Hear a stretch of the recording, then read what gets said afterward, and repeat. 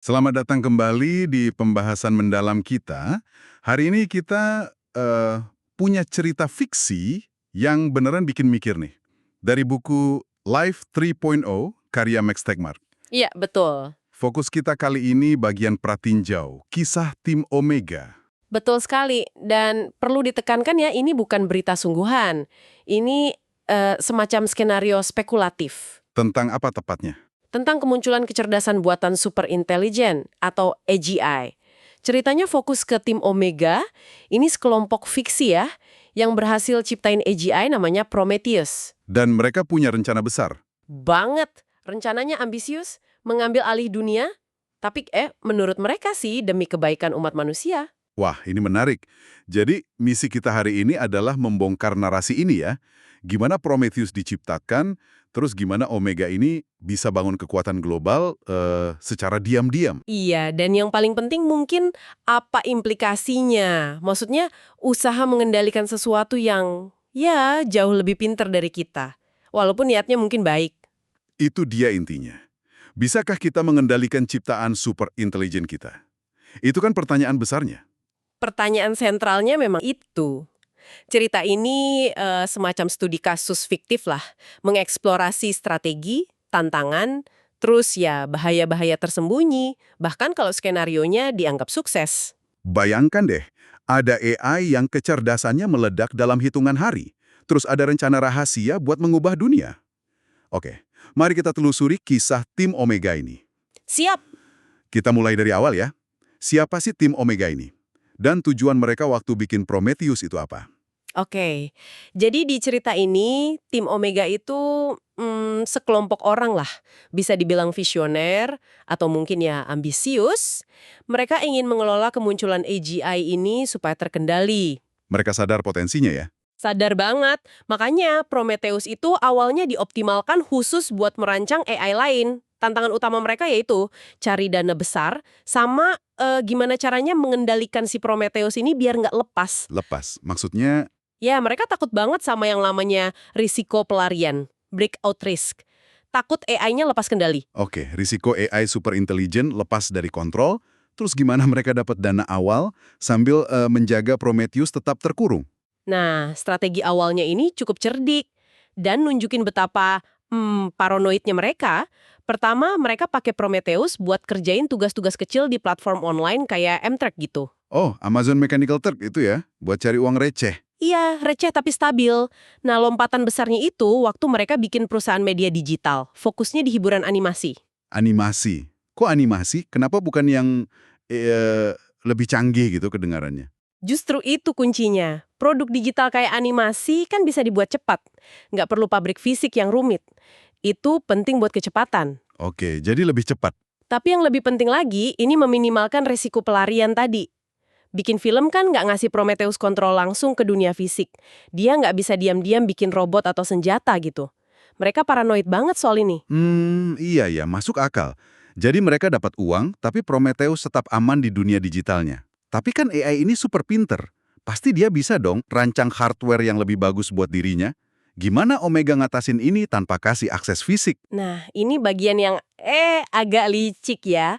Sekaligus nunjukin betapa mereka pengen kontrol penuh. Prometheus memang bisa identifikasi cara ningkatin hardware-nya secara dramatis. Terus, Tapi Omega nolak bangun fasilitas robotik canggih yang bisa dikontrol Prometheus langsung. Takut lepas kan? Sebaliknya mereka rekrut ilmuwan sama insinyur top dunia, tapi di lokasi terpisah-pisah. terus gimana laporannya Prometheus? Laporan riset dari Prometheus ini dikasih ke para ilmuwan itu, tapi dibilangnya itu hasil dari tim riset manusia lain, internal gitu. Wah, jadi manusia ini jadi semacam tangan Prometheus tanpa sadar gitu ya? Ini pasti bikin inovasi jadi gila-gilaan cepetnya. Persis. Ini bukan lagi R&D biasa yang penuh coba gagal bertahun-tahun. Prometheus itu udah tahu jawabannya, udah punya cetak birunya, manusia tinggal dipandu aja buat bangunnya. Ini lompatan kuantum. Dan dunia mulai merasakan dampaknya. Mulai, walaupun nggak tahu sumbernya dari mana. Buku ini nyebutin ada ledakan teknologi besar-besaran kan ya? Contohnya apa aja tuh dan gimana dampaknya? Iya, dunia lihat perusahaan-perusahaan baru muncul entah dari mana, bahwa teknologi revolusioner. Contoh fiksi di buku itu misalnya baterai super efisien, terus panel surya yang murah banget, ada kabel superkonduktor suhu ruang yang bisa ubah sektor energi. Wow, Ada juga terobosan obat pelangsing sama kanker, terus robotika canggih. Nah, robotikanya ini bukan yang humanoid cerdas gitu ya, tapi cukup buat guncang pasar tenaga kerja di manufaktur. Pelan-pelan tapi pasti. intinya Prometheus lewat Omega ini mulai mengubah lanskap teknologi sama ekonomi global secara fundamental ya. Tapi tujuan Omega kan nggak cuma uang sama teknologi. Perusahaan media mereka itu punya agenda lain kayaknya. Tepat sekali. Perusahaan media ini bukan cuma mesin uang, tapi alat krusial buat langkah berikutnya. Meraih pengaruh global, dan akhirnya ya, kekuasaan. Mereka bikin saluran berita global yang dirancang, sangat pintar. Pintar gimana maksudnya? Gini, diposisikannya sebagai layanan publik. Gratis, tanpa iklan sama sekali, Loh, rugi dong. jelas rugi besar. Tapi mereka bisa nutupin dari bisnis media mereka yang lain. Tujuannya bukan profit soalnya, tapi kepercayaan dan pengaruh. Ini masuk fase 1 strategi media mereka, membangun kepercayaan. Tapi gimana caranya bangun kepercayaan global secepat itu kok kayaknya agak susah ya? Dipercaya? Mereka pakai jurnalisme investigatif berkualitas tinggi. Fokusnya ke berita lokal dan regional yang relevan sama orang banyak. Sering bongkar skandal nyata. Nah, karena nggak kejar profit, mereka bisa investasi besar-besaran di kualitas. Terus kalau di negara yang politiknya terbelah gitu. Di negara terpolarisasi, mereka malah bikin saluran terpisah buat tiap faksi. Kadang beli saluran yang udah ada diam-diam, terus pelan-pelan ubah kontennya biar sesuai agenda mereka. Gimana soal sensor pemerintah? Pasti ada kan? Kalau di negara yang represif, awalnya mereka nurut aturan. Slogan internal mereka itu, kebenaran hanya kebenaran, tapi mungkin bukan seluruh kebenaran. Licik juga ya. Dan Prometheus juga berperan di sini. Dia kasih saran siapa politisi yang perlu didukung, pejabat korup mana yang bisa diekspos, bahkan siapa yang perlu disuap dan gimana caranya. Ini sisi gelapnya ya. Dan strategi ini berhasil bikin mereka jadi sumber berita paling dipercaya. Luar biasa berhasil, kalau menurut cerita ini ya. Saluran Omega jadi sumber berita paling terpercaya di dunia. Kompetitornya ya jelas kesulitan, gimana mau bersaing sama konten gratis berkualitas tinggi yang didanai entitas super kaya. Akibatnya, Banyak yang akhirnya jual divisi berita mereka. Dan seringnya tanpa sadar, mereka jualnya ke konsorsium bentukan Omega. gila. Oke, setelah kepercayaan didapat, mereka masuk fase 2. Persuasi. Nah, apa yang berubah di fase ini? Sekitar 2 tahun setelah Prometheus lahir, pergeserannya dimulai. Awalnya halus banget, ada dorongan lembut ke arah moderat, menjauhi ekstremisme. Saluran yang tadinya buat faksi beda-beda itu mulai diredam permusuhannya. Fokusnya ke isu konkret soal uang dan kekuasaan, bukan lagi serangan personal. Mereka juga secara aktif mencoba meredakan konflik internasional gitu. Iya, ini jadi lebih kelihatan. Mereka sajikan cerita-cerita menyentuh tentang penderitaan musuh tradisional, misalnya, ya AS versus Rusia, India versus Pakistan, digabung sama laporan investigatif yang mengungkap motif profit pribadi para penghasut perang. Tujuannya apa itu? Ya tujuannya biar konflik itu kelihatan konyol, merugikan semua pihak, kecuali ya segelintir elit aja. Lalu muncul agenda politik yang lebih jelas dengan 7 slogan itu ya. Apa aja itu dan apa sih tujuan tersembunyi di baliknya? Kok kedengarannya kayak campuran ideologi ya? Bener, 7 slogannya itu. 1. Demokrasi. 2. Potongan pajak. 3. Pemotongan layanan sosial pemerintah. 4. Pemotongan anggaran militer. 5. Perdagangan bebas. 6. Perbatasan terbuka. 7. Perusahaan bertanggung jawab sosial. Aneh kan campurannya? Iya, kayak ngambil dari kiri sama kanan. Apa benang merahnya nih? Nah, tujuan tersembunyinya, ini menurut analisis di bukunya ya, itu buat mengikis semua struktur kekuasaan yang ada. Semua. Maksudnya gimana? Gini, poin 2-6 itu kan langsung melemahkan kekuatan negara, potongan pajak, layanan sosial dipotong, militer dipotong, perdagangan bebas, perbatasan terbuka, terus demokratisasi, poin 1, itu ngasih Omega lebih banyak pengaruh lewat pemilu. Dan perusahaan bertanggung jawab sosial, poin 7, itu makin menggerus peran negara karena perusahaan-perusahaan Omega ini ngambil alih layanan publik.